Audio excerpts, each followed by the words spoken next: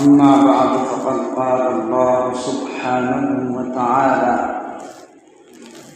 بل تؤثرون الحياة الدنيا والآخرة خير وأبقى وقال النبي صلى الله عليه وسلم لا تزول قدم عبد يوم القيامة حتى يسأل عن 40 إلى آخر الحديث أو كما قال عليه الصلاة والسلام۔ محترم و معزز حاضرین گرامی،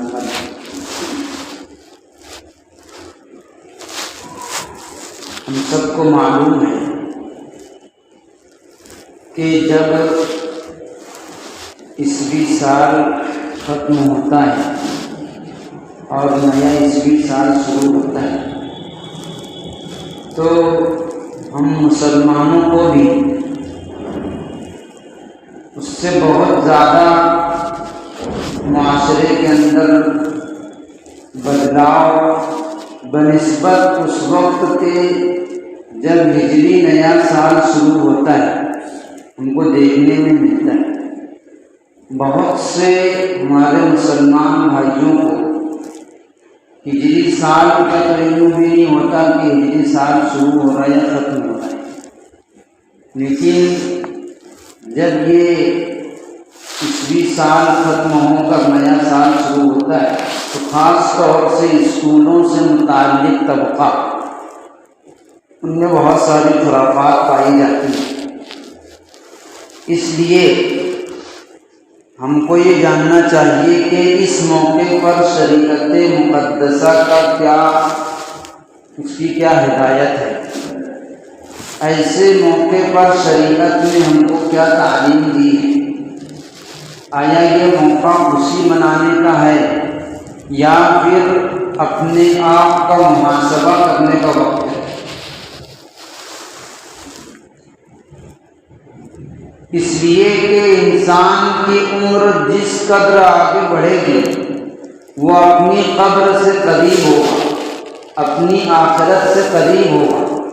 یہ ہر شخص اچھی طرح جانتا ہے کہ اگر میری عمر ابھی 50 سال ہے اور اگلے سال 1 سال کے بعد جب 51 سال کی ہو گئی تو میری زندگی 1 سال کم ہو گئی۔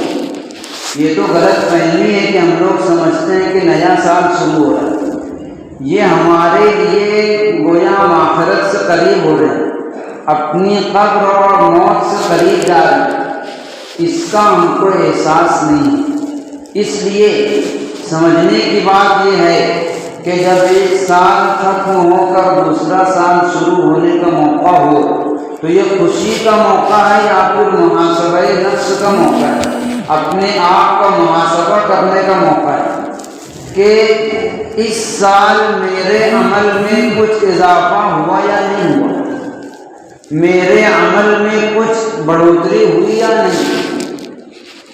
میں ہر ہفتے جمعہ کے دن خطاب تو سنتا ہوں لیکن اس کے ذریعے سے میرے عمل میں اضافہ ہوتا ہے یا نہیں ہوتا؟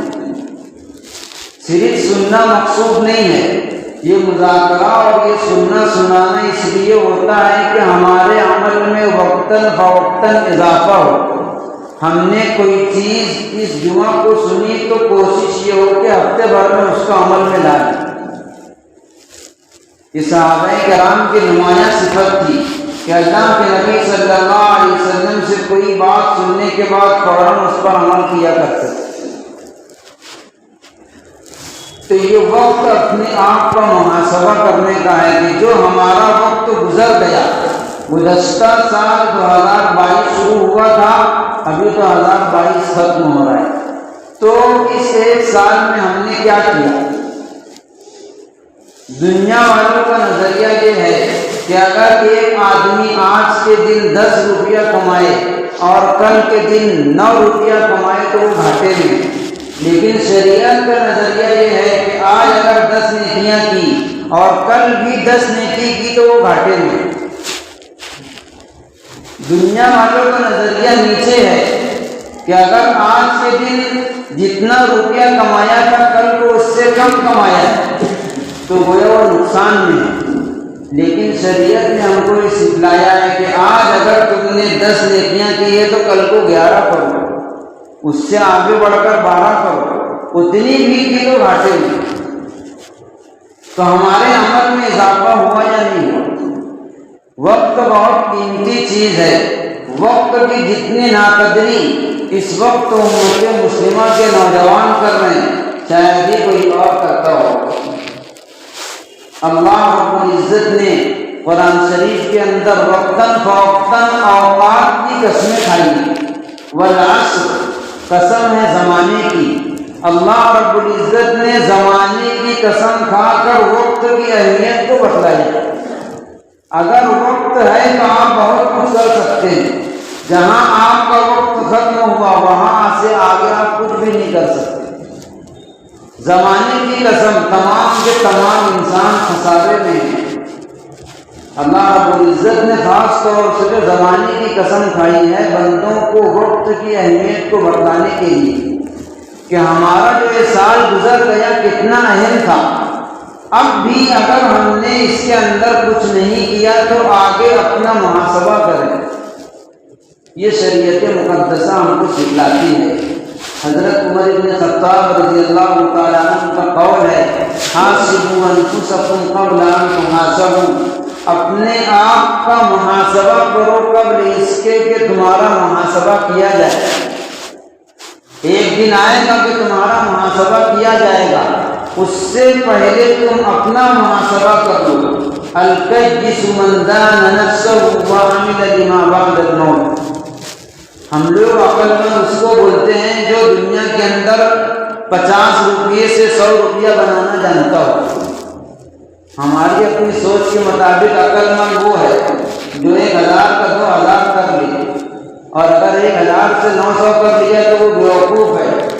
اللہ کے نبی صلی اللہ علیہ وسلم ارشاد فرما رہے ہیں، الکیس من دان نفسہ، عقل مند وہ ہے جو اپنے آپ کا محاسبہ کرے۔ یہ عقل مندی کی علامت ہے کہ اپنے آپ کا محاسبہ کرے، ہر دن سونے سے پہلے اپنے آپ کا محاسبہ کرے۔ آج کے دن مجھ سے نیکیاں کتنی ہوئی، آج کے دن مجھ سے برائیاں کتنی ہوئی، اور سونے سے پہلے ہی اپنی برائیوں سے توبہ کر لے، ندامت کر لے، شرمندگی کا اظہار کر لے اپنے گناہوں پر۔ حضرت عمر رضی اللہ تعالیٰ عنہ نے ارشاد فرمایا کہ جو شخص یہ چاہتا ہے کہ کل کو میرا حساب ہلکا ہو، اس کو چاہیے کہ دنیا میں اپنا حساب کرتا رہا کرے۔ حاسبوا انفسکم قبل ان تحاسبوا، اپنا محاسبہ کرو قبل اس کے کہ تمہارا محاسبہ کیا جائے۔ محاسبے کا مطلب یہی ہے کہ اپنے آپ کا جائزہ لے کہ میری زندگی کیسے گزر رہی ہے، میری زندگی کا مقصد کیا ہے، کبھی میں نے اپنی آخرت کے لیے سوچا یا نہیں سوچا، کبھی مجھ کو موت یاد آتی ہے یا نہیں، میں کیا عمل کرتا ہوں، کہاں وقت ضائع کر رہا ہوں، یہ سب اپنے آپ کا جائزہ لے، خود ہر شخص اپنا محاسبہ کرے۔ یہ موقع خوشیاں منانے کا نہیں ہے بلکہ اپنے اندر فکر آخرت پیدا کرنے کا موقع ہے۔ اپنے اندر فکر آخرت پیدا کی جائے، آخرت کی فکر ہر نیکی پر آمادہ کرنے اور ہر برائی سے بچانے کا ذریعہ ہے۔ جس کے اندر فکر آخرت ہوگی وہ خود بخود نیکیوں کی طرف مائل ہوگا اور خود بخود تمام گناہوں سے بچنے کی کوشش کرے گا۔ جو ہم لوگ زندگی ضائع کر رہے ہیں، اپنے اوقات ضائع کر رہے ہیں، اس کی بڑی وجہ یہ ہے کہ ہمارے اندر فکر آخرت نہیں ہے، آخرت کی فکر نکل گئی ہے۔ اپنے اندر فکر آخرت پیدا کی جائے۔ بل تؤثرون الحیات الدنیا، تم لوگ تو دنیاوی زندگی کو ترجیح دیتے ہو، والآخرۃ خیر وابقیٰ، لیکن آخرت بہتر اور باقی رہنے والی چیز ہے۔ ہر شخص کو اس بات کا یقین ہے کہ دنیا وقتی چیز ہے، ہم کو جو عمر ملی ہے یہ وقتی چیز ہے، آج نہیں کل ختم ہو جائے گی۔ ہمارا عقیدہ اور ایمان ہے کہ آخرت ہمیشہ ہمیشہ رہے گی، باقی رہے گی۔ لیکن جتنی محنت ہم لوگ دنیا کے لیے کرتے ہیں اس کے آدھی بھی آخرت کے لیے کرتے یا نہیں کرتے؟ آخرت ہمیشہ ہمیشہ کے لیے ہے، تو فکر آخرت اپنے اندر پیدا ہو۔ جو ہمارے بنیادی عقائد ہیں توحید رسالت، اس میں بنیادی عقائد میں آخرت کا عقیدہ بھی بنیادی عقیدوں میں سے کہ اللہ رب العزت پر ایمان ہو، رسول اللہ صلی اللہ علیہ وسلم کی رسالت پر ایمان ہو، اور قیامت کے دن دوبارہ اٹھائے جانے پر ہمارا ایمان۔ اسی لیے اللہ کے نبی صلی اللہ علیہ وسلم نے وقتاً فوقتاً اس طرح تعلیم کی ہے کہ جو شخص اللہ پر اور یوم آخرت پر ایمان رکھتا ہو وہ اس طرح کرے۔ بار بار یوم آخرت کا نام اس لیے لیا ہے کہ آخرت کی فکر پیدا ہو۔ حضرت ابو ہریرہ رضی اللہ تعالیٰ عنہ روایت کرتے ہیں، قال رسول اللہ صلی اللہ علیہ وسلم من كان يؤمن بالله واليوم الآخر فليكرم ضيفه، جو شخص اللہ پر یوم آخرت پر ایمان رکھتا ہو اس کو چاہیے کہ اپنے مہمان کا احترام کرے۔ من كان يؤمن بالله واليوم الآخر فليحسن إلى جاره، جو شخص اللہ پر یوم آخرت پر ایمان رکھتا ہو اس کو چاہیے کہ اپنے پڑوسی کے ساتھ حسن سلوک کرے۔ یہ خاص طور سے اس طرح ذکر کرنے کا مقصد یہ ہے کہ جس کے اندر فکر آخرت ہوگی وہی اس طرح کرے گا۔ جس کو اپنے رب کے سامنے پیش ہونے کا استحضار ہوگا، پیش ہونے کا خوف ہوگا، وہ اس طرح عمل کرے گا۔ اس طرح اللہ کے نبی صلی اللہ علیہ وسلم نے بار بار تاکید فرمائی۔ حضرت عثمان غنی رضی اللہ تعالیٰ عنہ کے بارے میں مشہور حدیث ہے، ان کے آزاد کردہ غلام روایت کرتے ہیں، کان عثمان بن عفان رضی اللہ تعالیٰ عنہ اذا وقف على قبر بكى حتى يبل لحيته، حضرت عثمان غنی رضی اللہ تعالیٰ عنہ جب کسی قبر پر کھڑے ہوتے اس قدر روتے تھے کہ ان کی داڑھی مبارک تر ہو جایا کرتی تھی۔ کسی نے پوچھا کہ تذکر الجنت والنار، جنت اور جہنم کا تذکرہ ہوتا ہے، فلم تبکی، اس پر تو آپ روتے نہیں ہو، وتبکی من ھذا، اور یہاں پر کھڑے ہو کر کے روتے ہو۔ حضرت عثمان غنی رضی اللہ تعالیٰ عنہ نے جواب دیا، قال رسول اللہ صلی اللہ علیہ وسلم ان القبر اول منزل من منازل الآخرہ، کہ قبر آخرت کی منزلوں میں پہلی منزل، ان نجا منہ فما بعدہ ایسر منہ، اگر یہاں کامیاب ہو گیا تو آگے کی تمام منزلیں بہت آسان ہیں۔ وَإِن لَّمْ يَنْجُ مِنْهُ فَمَا بَعْدَهُ أَشَدُّ مِنْهُ، اور اگر قبر میں ناکام ہو گیا تو آگے کی منزلیں بڑی سخت ہیں، بڑی دشوار گزار ہیں۔ اس لیے میں یہاں پر کھڑے ہو کر کے روتا ہوں۔ پھر اللہ کے نبی صلی اللہ علیہ وسلم کا ایک اور ارشاد نقل فرمایا کہ اللہ کے نبی نے فرمایا، ما رأیت منظرا قط الا والقبر افظع منہ، میں نے کوئی منظر قبر سے زیادہ خطرناک نہیں دیکھا۔ تو یہ ہم کو اپنی قبر، اپنی موت، اپنی آخرت کو یاد کرنے کا وقت ہے، نہ کہ ہم خوشیاں منائیں کہ ہمارا ایک سال بڑھ گیا، اپنی زندگی کا ایک سال ہم سے کم ہو گیا ہے۔ اپنے اندر فکر آخرت پیدا کریں، فکر آخرت ہر نیکی پر کھڑا کرے گی، ہر برائی سے بچائے گی۔ ایسے موقعوں پر خوشیاں منانا یہ غیروں کا طرز ہے، غیروں کا طریقہ ہے۔ اسلام میں کہیں پر بھی آپ کو نہیں ملے گا، نہ عیسوی سال کے شروع ہونے پر اور نہ ہی ہجری سال کے شروع ہونے پر کہ صحابہ کرام رضوان اللہ علیہم اجمعین نے باقاعدہ خوشیاں منائی کہ نیا سال شروع ہو رہا ہے۔ اور ہمارے لیے دین وہی ہے جو قرآن و سنت ہو، جو صحابہ کی زندگی ہو، اس کے علاوہ دین نہیں۔ جو چیز ہم کو صحابہ کی زندگی میں نہیں ملے گی، قرآن و سنت میں نہیں ملے گی، وہ دین نہیں کہلائے۔ اس لیے کوئی بھی عمل کرنے سے پہلے سوچیں کہ ہم مسلمان ہیں، ہمارا یہ عمل دین ہوگا یا نہیں ہوگا، صحابہ کی زندگی میں تھا یا نہیں تھا۔ اللہ کے نبی صلی اللہ علیہ وسلم کی حدیث ہے، من تشبہ بقوم فہو منہم، جو شخص جس قوم کی جس کی مشابہت اختیار کرے گا اس کا حشر انہی لوگوں کے ساتھ ہوگا۔ تو یہ غیروں کی مشابہت ہے، غیروں کا طرز ہے جو ہماروں کے اندر آ گیا ہے، اپنوں کے اندر آ گیا ہے۔ خاص طور سے میں کہوں گا اسکول اور کالج سے متعلق طبقے کے اندر نئے سال کے موقع پر خوشیاں منانا، یہ غیروں کی مشابہت ہے۔ اور اللہ کے نبی صلی اللہ علیہ وسلم نے غیروں کی مشابہت کسی اچھے کام کے اندر بھی پسند نہیں فرمائی۔ ہم کو یہ معلوم ہونا چاہیے کہ مباح اور جائز اور جو غلط چیزیں ہیں اس کے اندر تو مشابہت دور کی چیز ہے، جو اطاعت اور نیکی ہے اس میں بھی اللہ کے نبی صلی اللہ علیہ وسلم نے غیروں کی مشابہت کو برداشت نہیں کی۔ ہم سب کو معلوم ہے عاشورہ کے موقع پر ہم لوگ 2 روزہ رکھتے ہیں۔ اللہ کے نبی صلی اللہ علیہ وسلم کے زمانے میں صحابہ کرام بھی روزہ رکھتے تھے، یہود بھی روزہ رکھتے تھے۔ اللہ کے نبی صلی اللہ علیہ وسلم کو معلوم ہوا تو آپ نے کیا فرمایا کہ اگر آئندہ سال میں حیات رہا، میں زندہ رہا تو میں 2 روزہ رکھوں تاکہ ان کی مخالفت ہو جائے، مشابہت نہ ہو۔ روزہ رکھنا ایک عبادت ہے، ایک اچھائی ہے، اس کے اندر بھی اللہ کے نبی صلی اللہ علیہ وسلم نے مشابہت کو پسند نہیں فرمایا۔ یہ شریعت کا طریقہ اور امتیاز ہے۔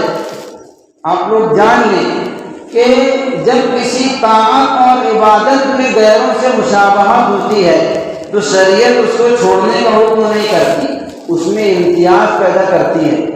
اور جب کسی ناجائز اور مباح چیزوں کے اندر غیروں کی مشابہت لازم آتی ہے تو شریعت اس سے منع کر دیتی۔ جیسے ابھی مثال دیا روزے کی کہ وہ ایک اطاعت ہے، ایک عبادت ہے، تو اس میں جب مشابہت نظر آئی تو منع نہیں فرمایا، یہ نہیں کہا کہ تم روزہ مت رکھو، بلکہ اس میں امتیاز پیدا کیا کہ تم ایک کے بجائے 2 روزہ رکھو۔ اسی طریقے سے اللہ کے نبی صلی اللہ علیہ وسلم کے زمانے میں صحابہ کرام بھی، خود آپ بھی امامہ باندھا کرتے تھے سر پر، اور کفار و مشرکین بھی امامہ باندھتے تھے، تو اب مشابہت لازم آتی تھی۔ خود صحابہ کرام اور اللہ کے نبی صلی اللہ علیہ وسلم بھی امامہ باندھتے ہیں، کفار و مشرکین بھی باندھتے ہیں، تو آپ نے اس کو ترک نہیں کیا، اس میں امتیازی شان پیدا کی کہ کفار و مشرکین بغیر ٹوپی کے ویسے ہی امامہ لگاتے تھے اور اللہ کے نبی صلی اللہ علیہ وسلم ٹوپی پر امامہ لگاتے تھے۔ تو جب کسی طاعت میں، کسی اچھائی میں غیروں کی مشابہت ہوتی ہے تو شریعت اس میں امتیاز پیدا کرتی ہے، فرق پیدا کرتی ہے۔ اور جب کسی مباح اور جائز اور ناجائز چیزوں میں مشابہت ہوتی ہے تو شریعت اس کو ترک کرنے کا حکم کرتی ہے۔ اللہ کے نبی صلی اللہ علیہ وسلم کے زمانے میں حضرت ابوبکر رضی اللہ تعالیٰ عنہ کے جب والد کا انتقال ہوا، داڑھی ایک دم سفید تھی، آپ نے فرمایا کہ اس کو بدل دو، اس کو خضاب لگا دو کہ یہودیوں کا طرز ہے داڑھی کو بالکل سفید رکھنا۔ اللہ کے نبی کے زمانے میں ان کا طرز تھا، ان کا شعار تھا۔ تو مطلب یہ ہے کہ اللہ کے نبی صلی اللہ علیہ وسلم نے طاعت میں بھی مشابہت کو پسند نہیں فرمایا۔ تو ہم لوگ ان چیزوں کے اندر کیسے مشابہت اختیار کرتے ہیں؟ المرء مع من احب، آدمی اسی کے ساتھ ہوگا جس سے محبت کرے، جس کے طرز پر چلے گا۔ اللہ کے نبی صلی اللہ علیہ وسلم نے ہم کو زندگی گزارنے کا طریقہ دیا ہے، ایسا طریقہ دیا ہے جو منفرد ہے، یکتا ہے۔ آپ کو کسی مذہب، کسی قوم میں وہ طریقہ اور وہ طرز نہیں ملے گا۔ اس لیے ایسے موقع پر خوشیاں منانے کے بجائے اپنے اندر فکر آخرت پیدا کرنا۔ بعض لوگ اس مواقع پر مبارکباد دیتے ہیں اور بعض لوگ مسئلہ بھی پوچھتے ہیں کہ نئے سال کے موقع پر مبارکباد دینا کیسا ہے؟ ابھی آپ لوگوں نے سنا کہ دین وہ ہے جو صحابہ کی زندگی میں ہو، قرآن و سنت میں ہو، صحابہ کی زندگی میں ہو۔ اگر وہاں نہیں ہے تو وہ دین نہیں ہے۔ بہت سی چیزیں ایسی ہوتی ہیں کہ شروع میں وہ جائز ہوتی ہیں، اس میں کوئی قباحت نہیں رہتی، لیکن دھیرے دھیرے وہ زور پکڑنے کے بعد بدعت بن جاتی ہے اور اس کی شکل بدل جاتی ہے۔ مبارکباد دینے کا مطلب ہوتا ہے کہ کسی کو بابرکت ہونے کی دعا دے. جیسے بولتے ہیں شادی کرنے کے بعد کہ تم کو مبارک ہو، مطلب شادی کے بابرکت ہونے کی دعا دی. جمعہ مبارک ہو مطلب جمعہ تمہارے لیے بابرکت ہو. تو مبارک ہونے کا مطلب یہ کہ بابرکت ہونے کی دعا دینا. تو فی نفسی تو اس میں کوئی قباحت نہیں ہے، ایک دعا ہے. لیکن ہم یہ دیکھیں کہ کیا یہ طرز صحابہ کرام کے اندر تھا یا نہیں تھا کہ وہ نئے سال کے موقع پر ایک دوسرے کو مبارکباد دیں. صحابہ کے اندر آپ کو نہیں ملے گا، صحابہ کی پوری زندگی میں کہیں نہیں ملے گا. اور پھر اگر یہ جائز ہے تو آگے چل کر کے بدعت بن جائے گا. بدعت کہتے ہیں اس چیز کو جو شریعت میں ثابت نہ ہو اور اس کو لازم پکڑ لیا جائے. ہر بدعت اسی طرح وجود میں آتی ہے کہ شروع میں تو اس کو جائز اور مباح کہہ کر کرتے ہیں، لیکن وہ چند سالوں میں اور مدت کے بعد وہ بدعت کی شکل اختیار کر لیتا ہے. جیسے ابھی کرسمس جو گزرا ہے یہ بھی اسی طرح تھا. یہ حضرت عیسیٰ علیہ السلام کی وفات کے دن، اور انہوں نے کیا نام ہے خوشی کا جلسہ لگایا، جلوس کیا، اور ان کی سیرت بیان کرنے کے لیے انہوں نے اس طرح سے آغاز کیا. لیکن وہ آج کیا شکل اختیار کر گیا ہم لوگ جانتے ہیں. تو یہ کسی بھی بدعت کی ابتدا ہوتی ہے. اس لیے سمجھ لیں کہ ایسے موقعوں پر مبارکباد دینا نہ صحابہ سے ثابت ہے اور نہ ہم کو ایک دوسرے کو دینا چاہیے. دین وہی چیز بنتی ہے جو قرآن و سنت میں ہو، صحابہ کی زندگی میں ہو. اس کے علاوہ چیز دین نہیں بنتی. اپنے اندر فکر آخرت پیدا کریں. اللہ کے نبی صلی اللہ علیہ وسلم کی مشہور روایت ہے ترمذی شریف کی. حضرت عبداللہ بن مسعود رضی اللہ تعالیٰ عنہ روایت کرتے ہیں لا تزول قدم عبد یوم القیامۃ حتی یسأل عن 40. قیامت کے دن کسی بندے کے قدم اللہ رب العزت کے سامنے سے ہل نہیں سکتے یہاں تک کہ 4 باتوں کا جواب اس سے حاصل نہ کر لیا جائے. ہر بندے سے وہ سوال ہوگا، اس کا جواب دیے بغیر بندے کے قدم وہاں سے ٹچ سے مس نہیں ہو سکتے. وہ سوالات اللہ کے نبی صلی اللہ علیہ وسلم نے بتلائے ہیں. سب سے پہلا سوال ہوگا ان عمرہ فیما افناہ، اپنی عمر کس چیز میں فنا کی. ہم نے تم کو عمر دی تھی 50 سال 60 سال 70 سال، یہ ہماری امانت تھی، تم نے اس کو کس چیز میں لگایا؟ اس کا جواب دو. اس کا جواب وہی شخص آسانی سے دے سکے گا جس نے شریعت کے مطابق اللہ رب العزت کے احکامات کے مطابق زندگی گزاری ہوگی. سب سے پہلا سوال ہوگا عمر کس چیز نے فنا کی. وان شبابہ فیما ابلاہ. دوسرا سوال ہوگا جوانی کہاں لگائی. جوانی میں ہم لوگ دھوکے میں ہوتے ہیں کہ جوانی ہے ابھی جو کرنا ہے کر لو، بڑھاپا آئے گا تو عبادت کر لیں گے. لیکن ہم کو یہ بھی معلوم ہونا چاہیے کہ زندگی کا بھروسہ نہیں ہے. جوان یا بوڑھا کسی کی زندگی کی کوئی گارنٹی نہیں. تو جوانی کے بارے میں سوال ہوگا کہ جوانی کس چیز میں لگائی، اس کا جواب دو. وَعَنْ مَالِهِ مِنْ أَيْنَ اكْتَسَبَهُ وَفِيمَا أَنْفَقَهُ. مال کے متعلق سوال ہوگا، کہاں سے کمایا تھا، کہاں خرچ کیا. دونوں سوال ہوگا. نہ آپ کمانے میں آزاد ہیں نہ خرچ کرنے میں آزاد ہیں. ہم لوگ یہ سمجھتے ہیں کہ مال ہمارا ہے، جہاں چاہیں خرچ کریں، فضول خرچی کریں. ایسا نہیں ہے. مال بھی دی ہوئی اللہ رب العزت کی امانت ہے، اس کے بارے میں بھی سوال ہوگا. ناجائز طریقے سے کما نہیں سکتے اور فضول اسراف میں خرچ نہیں کر سکتے. ضرورت کے بقدر خرچ کر سکتے ہیں. ناجائز طریقے سے کمائیں گے اس کا بھی حساب ہوگا، اس کا بھی سوال ہوگا. اور غلط جگہ پر خرچ کریں گے اس کا بھی حساب ہوگا. تیسرا سوال مال کے متعلق ہوگا، کہاں سے کمایا تھا، کہاں خرچ کیا. ایک ایک روپیے کا حساب ہوگا. ہم لوگ شادیوں میں جہاں پر 1,00,000 روپیہ خرچ ہوتا ہے وہاں پر 2 لاکھ خرچ کرتے ہیں. جہاں پر شادیاں 50,000 میں ہو سکتی اس میں کروڑوں روپیے خرچ کرتے ہیں. یہ ہمارے معاشرے کا حال ہے. یہ فضول خرچے اور اسراف ہے. شادی کے اندر ہمارے شادی کارڈ 10 روپے کے 5 روپے کے بن سکتے ہیں، لیکن اس کو 100 روپے کا 200 روپے کا بنایا جاتا ہے۔ ہماری امت کا پیسہ یہاں پر لگا ہے، اس کے بارے میں بھی سوال ہوگا۔ مال تمہارا نہیں ہے، مال دی ہوئی ہماری امانت تھی، اس کو کیوں اسراف میں خرچ کیا؟ ان اللہ لا یحب المسرفین، اللہ تعالیٰ اسراف کرنے والے کو پسند نہیں فرماتا۔ آخری سوال ہوگا وَعَنْ عِلْمِهِ مَاذَا عَمِلَ فِيهِ، اپنے علم پر کتنا عمل کیا، علم دیا تھا اس پر کتنا عمل کیا۔ ہم لوگ یہ نہ سمجھیں کہ یہ سوال صرف علماء سے ہوگا، ہر شخص کو بنیادی چیزوں کا علم ہوتا ہے۔ نماز فرض ہے، زکوٰۃ فرض ہے، روزہ فرض ہے، اپنی تکلیف سے دوسروں کو بچانا فرض ہے، یہ سب بنیادی چیزوں کا علم ہر ایک کو ہے۔ جب تم کو معلوم تھا کہ 5 وقت کی نماز فرض ہے تو کیوں ادا نہیں کی؟ جب معلوم تھا کہ مجھ پر زکوٰۃ فرض ہوتی تو ادا کیوں نہیں کی؟ اپنے علم پر کتنا عمل کیا اس کا بھی حساب ہو۔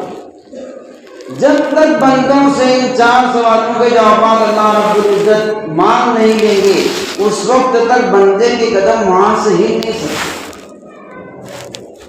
حضرت علی رضی اللہ تعالیٰ عنہ کی روایت ہے، آخرت کو یاد دلانے کے لیے فرماتے ہیں انما الدنیا مرتحلۃ ذاہبۃ، دنیا کوچ کر چکی ہے جانے کے لیے، وانما الآخرۃ مرتحلۃ قادمۃ، آخرت نکل چکی ہے آنے کے لیے۔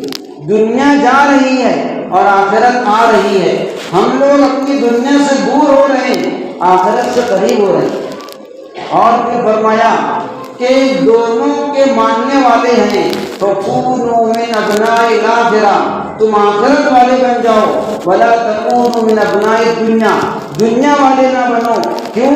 فرمایا کہ إِنَّمَا الْيَوْمَ الْعَمَلُ، آج کے دن عمل ہے، ولا حساب، یہاں پر حساب نہیں، یہاں پر صرف عمل ہے، حساب نہیں ہے۔ وَإِنَّمَا غَدًا يَكُونُ الْحِسَابُ وَلَا عَمَلُ، اور کل کے دن حساب ہوگا، عمل نہیں ہوگا۔ تو قبل اس کے کہ وہ وقت آئے کہ ہمارا حساب ہو، ہم لوگ خود اپنا محاسبہ کریں، اپنا جائزہ لیں کہ ہماری زندگی کہاں گزر رہی ہے، ہمارا وقت کہاں کٹ رہا ہے، ہمارے بچوں کا وقت کہاں گزر رہا ہے۔ یہ والدین کی بنیادی ذمہ داری ہے کہ اپنے بچوں کے تعلق سے بھی فکر مند ہوں۔ بچوں کے بگڑنے کی، نوجوان معاشرے کے بگڑنے کی بڑی وجہ یہ بھی ہے کہ والدین بچوں کی تربیت سے غافل ہیں، روک ٹوک کا نظام ختم ہو چکا ہے۔ ہمارا بچہ رات میں 2 گھنٹہ کے لیٹ آئے گا تو والد کو اس بات کی فکر نہیں ہوتی کہ 2 گھنٹہ لیٹ کہاں سے آئے گا۔ یہ تربیت کا طریقہ ہے کہ اگر وقت سے تاخیر کر کے بچہ گھر میں آئے، آپ پوچھیں کہ تم اتنی دیر تک کہاں تھے، اس سے ہمارے بچوں کے اندر ہمارا خوف رہے گا۔ تو یہ وقت یہ اس بات کا نہیں کہ ہم خوشیاں منائیں، اپنے آپ کو محاسبہ کریں، اپنے اندر آخرت کی فکر پیدا کریں، اپنے اندر اللہ رب العزت کے سامنے کھڑے ہونے کا ڈر پیدا کریں کہ ہم کو اللہ رب العزت کے سامنے پیش ہونا ہے، اپنی زندگی کا حساب دینا ہے۔ اللہ تعالیٰ ہم سب کو عمل کی توفیق عطا فرمائے۔ وآخر دعوانا الحمد للہ رب العالمین۔